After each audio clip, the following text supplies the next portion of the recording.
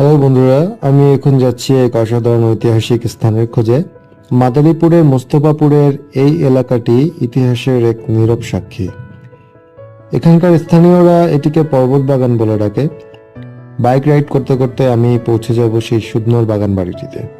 অবশেষে আমরা পৌঁছে গেলাম। দেখুন বন্ধুরা, এই সেই অসাধারণ দৃশ্য। লাল বাড়িটি ঠিক শান্ত জলের উপর প্রতিফলিত হচ্ছে। দেখুন, বাড়িটি দেখে মনে হচ্ছে কি আদর করেই না তৈরি করা হয়েছিল রাসবিহারী লজ।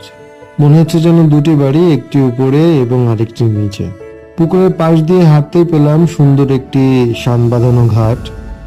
1930 সালে ময়মনসিংহের জমিদার নায়েব হিসেবে কাজ করা রাসবিহারী পর্বত 20 একর জমির উপর তার স্বপ্নকে বাস্তব করেছিলেন।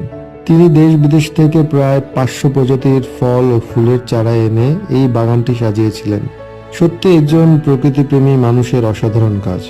1971 সালে মুক্তিযুদ্ধের সময় বাড়ির মালিক রাসবিহারী পর্বতকে রাজাকার ও পাকিস্তানি সেনারা হত্যা করে। তারপর তার পরিবারের সকল যারা বেঁচে ছিলেন দেশ ছেড়ে চলে যান। তখন বাড়িটি জৌলুস হারিয়ে ফেলে। পরবর্তীতে তার সন্তানরা ফিরে আসেন এবং বাড়িটি সংস্কার করেন। এই পুকুরের উপর বাড়ির প্রতিফলন যা আমাকে বিশেষ করে মুগ্ধ করেছে। এটি শুধু একটি বাড়ি নয়, এটি ইতিহাসের এক নীরব সাক্ষী। তো বন্ধুরা, এই ছিল আমাদের আজকের সফর। ইতিহাস আমাদের শেখায় যে সবকিছু ক্ষণস্থায়ী। একটি অসাধারণ সৃষ্টি যেমন কালের গর্ভে হারিয়ে যেতে পারে, তেমনি কিছু স্মৃতি চিরকাল রয়ে যায়।